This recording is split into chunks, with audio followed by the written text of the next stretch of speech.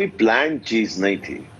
وہ جو 9 مئی کو ہوا وہ ایک ریئیکشن تھا جو کہ آئی تھنک غصے کا تھا, سب چیزوں کا تھا. ایک چیزیں جو بالکل جمبل اپ کر کے نا ایک پوائنٹ تک آ گئی, اور وہ ٹریگر پوائنٹ بن گیا عمران خان صاحب کی جو امپریزنمنٹ تھی. مگر جہاں پہ یہ چیزیں کہی جا رہی ہیں کہ جی یہاں پہ کوئی کیمپس میں ٹریننگ ہوتی تھی اور اس کی کوئی بڑی لمبی چوڑی پلاننگ تھی, اس طرح کا کچھ بھی نہیں تھا. کیونکہ میں بھی 15 سال سے پارٹی میں ہوں, میں نے اپنے ہاتھ سے پارٹی بنائی ہے. لاہور کا جلسہ جب ہوا تھا جس کی آپ نے بات کی, میں جنرل سیکرٹری تھا اس وقت لاہور کا, اور اپنے ہاتھ سے ہم نے سب کچھ کھڑا کیا تھا. اور ہم نے جب آپ نے دیکھا کہ 15 سال میں سے میں نے 13 سال سڑکوں پہ ہی گزارے ہیں, سو اس لیے ہم نے کبھی بھی ہم اس ایکسٹریم پہ نہیں گئے جس ایکسٹریم پہ اس طرح چیزیں چلی گئیں.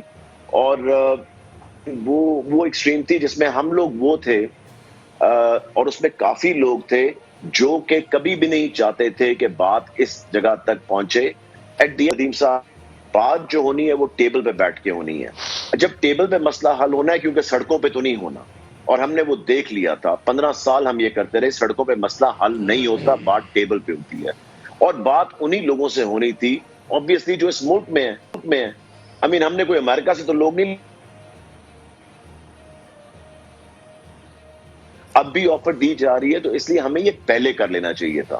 دوسری چیز میں آپ سے یہ کہوں کہ جس پوائنٹ پہ ہم آ گئے تھے, ہم ہمیشہ کوشش کرتے تھے کہ اس پوائنٹ پہ کبھی بھی نہ آیا جا سکے. ایک دن جو ہوا کبھی بھی نہیں ہونا چاہیے تھا.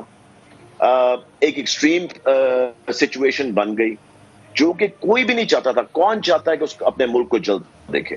سو I think it was a no return for a lot of people, کہ جس کی وجہ سے آج ہم لوگ یہاں بیٹھے ہیں. کیونکہ میں آپ کو ایک چیز, اس کی مین وجہ کیا تھی. جب خان صاحب موو ہوئے نا زمان پاک اپنے انجری کے بعد, کچھ ایسے زبردست ایڈوائزرز ان کے ساتھ لگ گئے دن رات, جو کہ آپ سوچ سکتے کہ ان کو سارا وقت نیگیٹو پالیٹکس کی طرف گھسیٹتے, اور آپ سوچ نہیں سکتے کہ وہ اتنی زیادہ انہوں نے باقی سب کو پیچھے کر دیا, اور آج اس طرح کے قبضہ کر لیا بالکل خان صاحب کے پاک کے اوپر. اینڈ اٹ واز لائک سارا وقت وہ نیگیٹو پالیٹکس کا سوچ رہے. تو جہاں پہ آج وہ ایڈوائزرز ہمیں لے آئے ہیں نا, جس نیچ پہ لا کے کھڑا کر دیا, وہ ان ایڈوائزرز کا کمال ہے جو کہ پچھلے 6 مہینے سے لگے ہوئے تھے کہ جی you know what kind of politics we should be doing. So I think it's very unfortunate کہ یہ ہوا ہے. obviously کوئی بھی نہیں چاہتا, ہم تو کبھی چاہتے تھے درست. ہم نے اس ملک میں رہنا ہے, یہ ہمارا ملک ہے, کسی اور کا تو نہیں نا جی.